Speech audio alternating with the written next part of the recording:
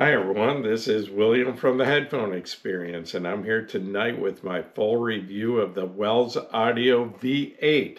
And this is the level 1 version. There is a level 2 version also that has upgrade parts, but this review is of the level 1. This was loaned to me by Wells Audio for review, and the current price is $1,500 for the level 1 as you see it, and 3,000 US dollars for the level 2 version. Like I said, it does have some upgrade parts. These are handmade in the USA, and this is an OTL type tube amp. And if you're not familiar with the different types, there's basically three different types of tube amps. There's OTL, which stands for output transformerless, which usually works better with high impedance headphones. And then there's the transformer coupled tube amps, which lowers the output impedance of the amp, which matches better with lower impedance headphones, like planar magnetics, that sort of thing. And then there's hybrid tube amps, which use tubes in the input stage and then transistors or a solid state output stage. So, and there are exceptions for all three types. And I'll talk about that later because this is one of those exceptions. OTL amps are known for being best for high impedance headphones, but this one actually works with pretty much everything, and I'll go into detail about that in a few minutes. This amp has one pair of RCA single-ended inputs, and it has two headphone outputs. One is a 6.3 millimeter single-ended, and the other is a 4-pin XLR, but I did want to explain that that is also single-ended. This is not a balanced amp, and to be honest, there's no real reason or advantage to go into balanced with a tube amp, especially an OTL type tube amp, because the main advantage originally for the balanced amps was to create a higher output voltage, and that's not an issue with tube amps, or especially OTL that already have a high output voltage. So anyway, this amp uses two 6AS7 driver tubes, or power tubes, excuse me, and that would be the two large tubes you see. And it uses two 12AU7 driver tubes, which would be the smaller tubes you see in the front. This has an option of replacing the 12AU7s with 12AY7 driver tubes, and there's a switch on the top of the amp here. You can see between the tubes. You flip that switch if you want to use the different types of tubes. Okay, this is the level 1 version, and it comes with a 24-step volume control. The level 2, which has upgrade parts, does come with a 47-step level. The level 2 has 47 volume steps. The gain on this, according to Wells Audio, and when I did my first impressions of this amp, there was no information on the Wells Audio website about this amp, but there is now. So according to the website, it has a gain of 14.9 decibels, a power output rated at 326 milliamps into 300 ohms. It does not give the power output into lower impedance. The size of this is 9 inches wide by 13 inches deep from front to back, and about 8.5 inches tall. Excuse me. And I couldn't weigh this with my kitchen scale because that only goes up to 11 pounds, so I had to use my bathroom scale to weigh this. So I came up with approximately 13.6 pounds. That could be maybe give or take a pound.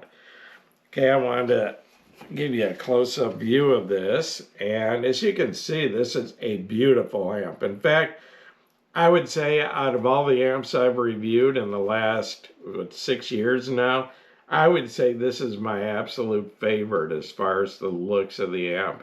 It's simple, but yet it has style. It's just a beautiful looking amp, and the fit and finish is excellent, and um, just everything about it, the way it looks, I just really like. And this is sort of heavy, so I'm gonna not hold this up too long, but you can see on the front here, you have your two headphone outputs, your 6.3 and your 4-pin XLR, and then you have your volume control. And I did want to show you something about this volume control. Is most volume controls start at about 7 o'clock on the analog clock scale, and they go around to about 5 o'clock. Well, this one starts at 6 o'clock and goes to about 4 o'clock. So you can see it points straight down, and then you can rotate it all the way around to about 4 o'clock.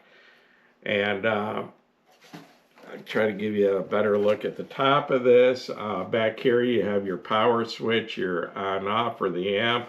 And there is a couple minute delay when you turn it on, and it doesn't come on right away. It has to warm up the tubes. And there is a light here on the front that indicates when the amp is ready to use it. I think it's about 2 or 3 minutes. Let me spin this around, and do not want to drop this, can't afford to replace it. You have your single set of RCA inputs on the back, and as you can see, they're high quality connections, not those little cheap press-in type. And then you've got your 120 volt AC power input there, where you plug your AC cable in, or AC cord. And I'm going to sit this down. It's getting kind of heavy. So I did want to mention that the volume control, I told you it's a 24-step control on the level 1 and a 47-step on the level 2. And I did want to tell you it's non-linear. When you start turning it, the first several clicks, there's very little increase in the sound. And as you go further clockwise, each indentation, it jumps up a little bit more gain in your sound. So when you get around to the end, there's a large jump between the volume and the last few controls. And the reason for that is if you're using a very sensitive headphone or an IEM or something, you have good control of the volume because the steps are real close down in the bottom. But then if you've got something hard to drive, like say a Sesfara or a HE6 or something like that, you're going to be around at the other end, and it needs a lot more power, so the power jumps are a lot bigger. So even something real sensitive like an IEM, you're probably going to be about 9 or 10 o'clock on the volume control with this, and you do have good control. Where a linear volume control, if you try to use a real sensitive headphone, you're going to be down, 7, 8 o'clock, trying to make little tiny adjustments. Otherwise, your sound's going to jump a huge amount. So by being nonlinear, you've got control of your sensitive headphones, yet you've still got, the volume available for your hard to drive headphones up at the top end. Before I get into the sound of this, I wanted to talk about the music and equipment a little bit, because I think those things do make a lot of difference on a review. The type of music I'm listening to can, some headphones work good with some types of music, others don't. So anyway, I always mention it. Lately my reviews have been mostly acoustic music. I really like acoustic guitars, string instruments, pianos, real pianos, not electronic type keyboards and that sort of thing, because they have a natural sound that should sound a certain way, and it's a good judge of a headphone and a headphone amp, a DAC, all that, if it can make it sound the way it should sound. And where electronic music, that sort of thing, you don't really know how it was meant to sound. It might sound great on your headphone or amp, but you're not really sure if that was the way it was meant to sound. So, but I do use a variety. I listen to a lot of rock music, different types, a lot of classic rock, some more modern stuff from back in the 90s. I mean, that's oldies to most people, but not really to me. But anyway, some electronic and some pop music and a little bit of orchestral music thrown into the mix, which is once again natural instruments that have, you know, a distinct sound, and that tells me if it's being reproduced in a natural way. My source has been CDs, and I've got two CD players that I'm using right now, and I'm using both of those as transports only. One is the SMSL PL200, which you might be able to see right up here that I'm currently reviewing, and the other is a Cambridge Audio 540C, which I think it's up above your view up there, up on the top shelf. So I'm using those both as transports only, running a digital signal into standalone DACs. And for my review of this amp, I used primarily the Topping D70S MQA version, which is actually my favorite DAC that Topping has made. I actually prefer it to the more expensive D90 versions, but the D70 had a nice, warm, almost R2R sound to it, but yet still had that, outstanding detail of the higher end Topping DACs. And it is, a Delta Sigma DAC, but it just has a beautiful sound, and unfortunately, that's no longer in production. But I also used the Hi-Fi Man Serenade, which is a combination amp DAC, and I used it as a standalone DAC running into this, and that uses the Himalaya Pro R2R DAC. As far as headphones, more than anything, because this is an OTL amp, I use the ZMF Atrium, which is just, that headphone is made for OTL amps. If you have an Atrium from ZMF and you have not heard it on a good OTL amp, you need to as soon as possible, because it's a great headphone hooked up to solid state amps, but that headphone really comes alive and sounds the way it should when it's hooked up to a good OTL amp. It's just a perfect match. I also use the JM Audio XTC2, which is a 64 ohm dynamic driver. And then I used a few headphones from Kennerton, the Valley, the Odin, the Thror, and the Ragnar. And the first one, the Valley, is a 32 ohm dynamic driver. The other three are planar magnetics, but they're very easy to drive for planar magnetics. Then I also use the LSA HP2 Ultra, which is a 32 ohm dynamic driver.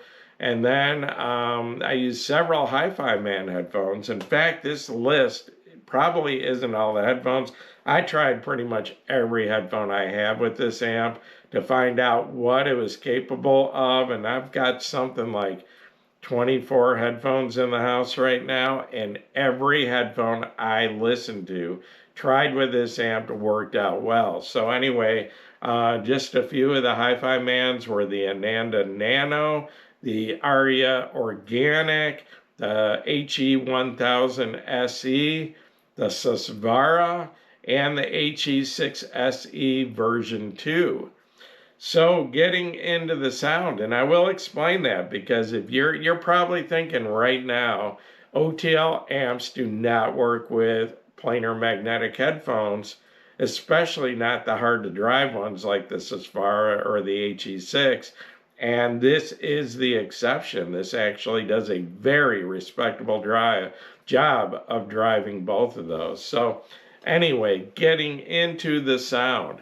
I would describe the sound of this amp slightly on the warm side of neutral, the way you would expect an OTL amp to sound. I mean, if you want dead neutral, you should probably stick with a solid state amp. But this isn't overly warm or overly tubey, especially not to the point where it loses detail. It's just a little bit on the warm side of neutral and has a nice rich, very pleasant, very liquid tube sound to it.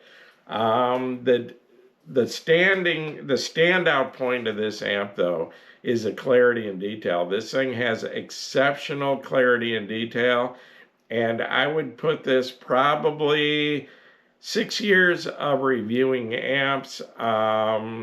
It's definitely tied with some of the best for detail and clarity. It's up in the top 5 out of probably 25, 30 amps I've reviewed. It's just so good. The clarity and detail, like I said, I can't think of any amp that is actually better. There's a few that are as good, but this is right up there with the top. The sound stage is very wide on this amp, and it's very deep with a very holographic sound stage where you have layering, not just two-dimensional, but additional layers, and you can actually hear instruments at different distances away. Some are right here, some are out a little bit, some are out further to the side, some are out further to the front. Very three-dimensional sound. What I did want to point out, though, that what is so unusual about this amp is that this thing has enough power. And like I said, I don't know what the power output of this is into 60 ohms or 50 ohms or 40 ohms. Like I said, it was 326 milliwatts into 300 ohms. But somehow this thing does very, very well. I mean, it does perfectly with easy to drive planar magnetics like the Kennertons, with the medium hard to drive planar magnetics like, say, the Aria Organic or the Hi-Fi Man HE1000 SE, and even with the very hard to drive planar magnetics like the Susvara or the HE6. I'm not saying that this will take the Susvara to its very limits, but it does a very respectable job of driving it. And the only way that I notice it lacking anything is I've had the Susvara here, I don't know, about 6 months now. And I've tried it with a lot of amps. And my very favorite amp for the Susvara is the Hi-Fi Man Prelude, which is a Class A solid state amp that puts out, I think, 10 watts per channel into 32 ohms. And you might be able to see it right over here. I don't know if you can see the whole thing. Anyway, that amp takes total control of the Susvara, gives it outstanding bass and just perfect control of the bass. Okay, this isn't quite at that level, but it's very good. This actually does a very good job, and this is the only OTL amp that I've ever heard that can drive the hard to drive planar magnetics, except for one I did review a couple of years ago. It was a prototype by Waveborn, and it was an OTL amp that would drive very hard to drive planar magnetics, but like I said, it was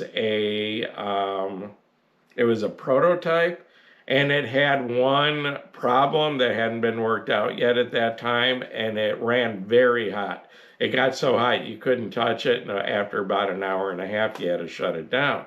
So anyway, I sent that back, and I don't know if that has been addressed. The amp hasn't gone into production, I know that. And I know Waveborn would not put it into production with that problem. So I don't know if he's been working on other amps or addressed that, but it had outstanding sound, but it did have a heat issue. This amp does run warm. The tubes themselves don't get exceptionally warm with this, but the sides of the amp along both sides here, and I haven't opened this up, but I believe that's where the heat sinks are. And the sides of this, after about an hour, get warm enough that you can put your hands on it, but you can't leave them there for a long time. After about 10 seconds, you're going to want to take your hands off. So it's not hot enough it's going to burn anyone. You don't have to worry about your kids touching it. It's not going to damage the equipment around it, but it does get fairly warm. I didn't actually measure the temperature, but I'm guessing maybe 120, 130 degrees on the sides. So you are going to want to give this a little space. I'd give it at least 6 inches on each side, and you're probably going to want your next shelf to be several inches above it to let the heat dissipate from this. But anyway, yeah, somehow this thing does a very respectable job of driving even the Susvara. Like I said, not the mids and the treble, all that are as good as any amp with the Susvara, or any amp I've tried so far. It's just, it doesn't take 100% control of the bass like the Prelude. That's a $2,500 solid state amp, but it probably takes you 90% of the way there. And I am never disappointed listening to the Susvara with this. I've listened to the Susvara for hours with this amp and love it. So, I think you would be happy even if that's a headphone, but easier to drive headphones, works out great. I actually, I was listening to the Hi-Fi Man Organic with this the other night. And you know how you have those listening sessions that just everything comes together and it just sounds so good that you don't want to stop listening? Well, I had one of those a couple nights ago. I was using the Serenade, the built-in R2R DAC of that, as a source for this, and it just sounded so good. I didn't want to stop listening. I listened to like 3 CDs on it, and I don't know why that happens. I think it's more a mental state. I think you just have to be in a relaxed state to really reach those points, because it doesn't happen to me real often anymore. But for some reason, like I said, the Aria Organic and this, I was just enjoying it so much I didn't want to stop listening to it and stayed up half the night listening. So, but getting back to the sound description of this, the dynamics are excellent. It's very punchy, very dynamic. It's not a soft sound. Some tube amps have a soft sound, but this one does not. I also wanted to point out that this amp is dead quiet. And the way I test amps is I have a old pair of Sony DJ headphones. It's the, I wrote it down somewhere on my notes, the MDR V700, which is at something like 116 decibels at 1 milliwatt, and more sensitive than most IEMs. And if there's any hiss in an amp, you're going to hear it with those headphones. Well, anyway, I plugged those headphones into this amp, turned my source off, and I had to turn the amp all the way up. It was only the last 2 clicks that I could pick up any hiss at all. Excuse me. And it was barely loud enough to hear. And that was all the way, with the volume all the way up. I could barely hear some hiss. And there's very few amps that are that quiet, especially tube amps. So, excuse me a second while I get a drink.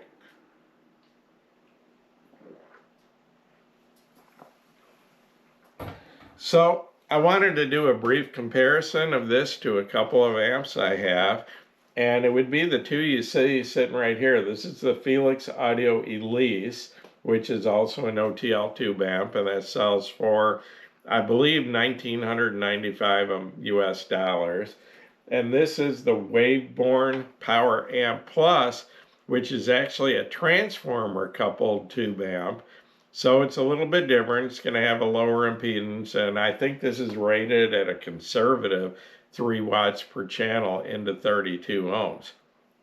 So these are very different amps, but they have all kind of a similar sound. The 3 of these are really, they're different in design, but actually have a pretty similar sound.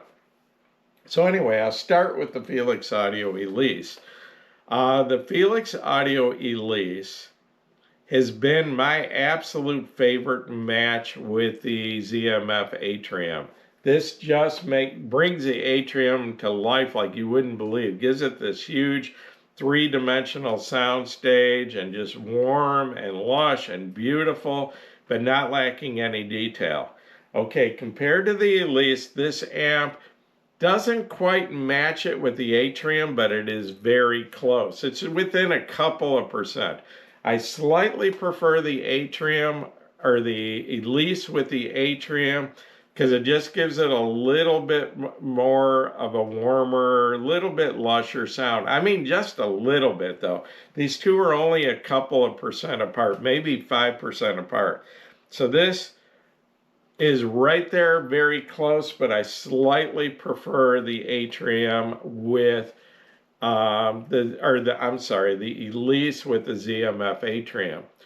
When I go to lower impedance dynamic drivers, like 32 ohm dynamic drivers, I actually prefer the Atrium because it gives them a warmer, richer sound, where they stay pretty much more neutral the way they sound with a solid state amp with this. Okay, where this pulls way ahead of the Atrium though, is the Atrium is not a good match for planar magnetic headphones. The Atrium does okay with the real easy to drive planar magnetics like the Kennerton planar magnetics, and it does decent with the medium like the Hi-Fi Man Aria Organic or the SE 1000 SE, but they lack a little bit of bass. The Atrium just isn't creating, I'm sorry, I keep calling this the Atrium, it's the Elise. The Elise apparently doesn't create quite enough current to give planar magnetic strong bass. And the mid-range is absolutely beautiful, but it just doesn't create enough current, and the result is the bass is a little bit soft and lacks dynamics, where that's not the problem with this one. So both the Elise and the V8 with planar magnetic headphones have beautiful mid-ranges, but the V8 does give planar magnetics a more solid, punchy bass, especially when you get into the harder to drive. I would never use the Atrium with something like the Susvara. The bass ends up soft and just lacks weight and dynamics, where it doesn't with this. So the Atrium, I called it the Atrium again, the Elise, slight advantage with the dynamic drivers, but the V8 a pretty substantial advantage with the planar magnetic headphones. Now the Waveborn. This is a transformer coupled amp, and this does outstanding with something like the Susvara and planar magnetics.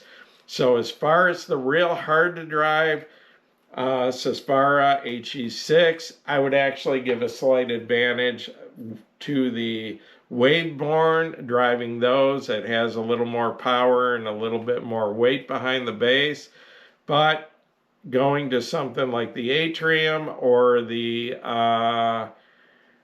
low impedance dynamic drivers, I would give a small advantage to the V8. So the V8 is right up there with these, and these are both $2,000 amps. And like I said, so the Waveborn, I'd give a slight advantage with the real hard to drive planar magnetics, but the V8 I'd give a little bit of advantage with the easier to drive dynamic drivers. All three of these are three of my favorite amps that I have ever heard. So saying one is better than the other is not an insult to any of these amps, and all three are very close. I mean, there's not a big difference in any of these as far as the sound. In fact, the V8 and the Waveborn, at first I would have had a hard time telling the two apart in a blind test. They're very similar sounding, but there are some small differences. And like I said, much different in design, much different in looks, but not that huge of difference in sound. And like I said, they all have their slight advantages, but very close. So, bottom line, how do I feel about this amp? Okay, first of all, it's the only OTL that I've ever heard that can drive the Susvara to a very respectable level. And then as far as looks, this is just outstanding. I love the way this thing looks. It's beautiful. It's probably my favorite amp that I've ever reviewed as far as looks. It just looks great sitting on my shelf.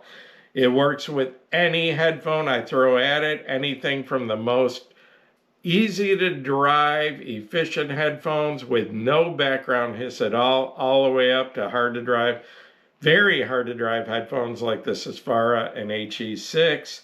And it easily competes with these two $2,000 amps, and it's $1,500. I have not heard the upgrade version of this, the level 2 for $3,000. I don't know how much of a difference, but I would like that extra steps in the volume control. This has 24 steps, and I have been in situations where one step is not as loud as I would like, the next step's a little bit too loud, and trying to get the volume knob in between. You can do it, you can listen in between the steps, but I would prefer the more steps of the higher level version of this. So do I like this headphone amp? I love this amp. And I need to send this back, and this is going to be one of the hardest pieces of equipment to let go of that I've ever reviewed. I do not want to send this back, but I don't have the money to buy it, so it's going to have to go back. But I will tell you, okay, we're 2 months from the end of the year right now, and this right now is my #1 contender this year for Tube Amp of the Year. And this is my #1 contender right now, 2 months out, for Headphone Amp of the Year. That is how much I like this amp. And unless something comes along between now and then that I think is better, this will be getting those 2 awards. Tube Amp of the Year and overall Headphone of the Amp, or Headphone Amp of the Year, regardless of price. So do I recommend this? Yes, I very highly recommend it. I love this amp, and it works with every headphone I've thrown at it, and I have no complaints. Like I said, just that tiny little issue where the volume control could use smaller steps, but that if that's important to you, you might want to consider the level 2. But other than that, an outstanding amp, and in my opinion, $1,500 is a very reasonable price for this amp. So once again, the Wells Audio V8 OTL tube amp, and yes, highly recommended by the Headphone Experience.